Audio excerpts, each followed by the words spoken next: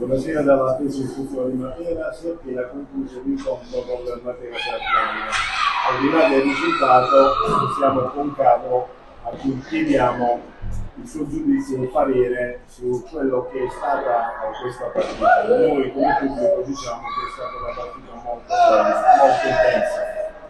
intensa. A parer mio è stata una partita combattuta fino alla fine.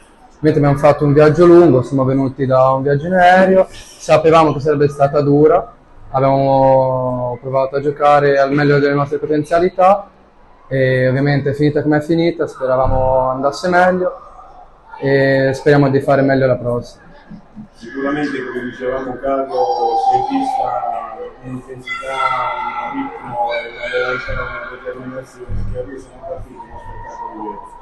Quindi grazie sicuramente per tutto il campionato in cui avremo modo di verificare quello che siamo pronti. Grazie e sappiamo che la stanchezza è contante. Grazie a voi. Grazie.